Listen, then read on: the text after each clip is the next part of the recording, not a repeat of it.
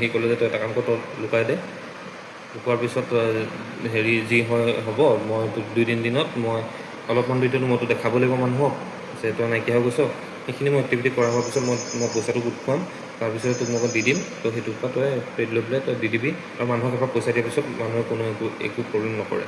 তো সেইটো আছিলে। মোৰ এটা ৰলেক্স আছিলে, সেই ৰলেক্সটো বেছি দিয়াৰ নিচিনাই হ'ল, মৰ্টগেজ দি পেলাই 60 লাখ টকা আনিছিলোঁ। সেইখিনি পইচা কাশ্যপ ফুকনক দিছিলোঁ, কাশ্যপ ফুকনে আপোনালোকক দিয়াৰ কথা কৈছে। কাশ্যপ ফুকনৰ তাত 70 লাখ টকা আছে এতিয়া।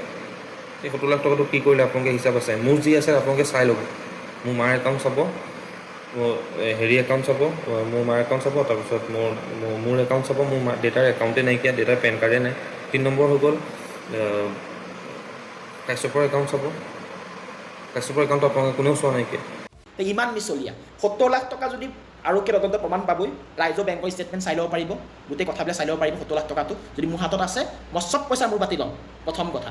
দ্বিতীয় কথাটো হৈ আছে 26 তাৰিখৰ মেটাৰটো কিন্তু তদন্ত হ'ব লাগিব, ডাঙৰ তদন্ত হ'ব লাগিব। এইটো চোৰৰ মানসিকতা মোৰ নাছিলে, মই সকলো মানুহৰ লগত সন্মুখত থিয় দি কথা পাতি আছিলোঁ।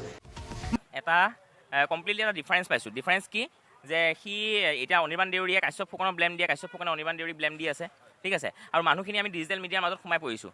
যদি তেওঁলোক সম্পূৰ্ণৰূপে মানে দোষী নহয়, নিৰ্দোষী, তেনেহ'লে অনিৰ্বাণ দেউৰী ওলাই আহিব লাগে, আহি পেলাই মানুহখিনি ফেচ কৰিব লাগে, কি হৈছে কি নাই হোৱা খোলাখুলি ক'ব লাগে। আৰু কাশ্যপ ফুকনক আমি যোৱাকালি ৰাতি 2:30-3টা বজাৰ পৰা ইয়াত পৰি আছোঁ। ঘৰত সোধোতে কৈছে তেওঁ ঘৰত নাই, বৰ্তমান ভিডিঅ' আহি পৰিছেহি যিটো ভিডিঅ' আহিছে সেই ভিডিঅ'টো দেখা পোৱা গৈছে যে ঘৰৰে এটা ভিডিঅ' হয়, ঠিক আছে। তো তেওঁ যদি বৰ্তমান কোনো ধৰণৰ দোষী নহয়, ঠিক আছে, তেওঁ যদি কোনো ধৰণৰ দোষী নহয়, তেনেহ'লে তেওঁ গুচি আহিব লাগিছিল।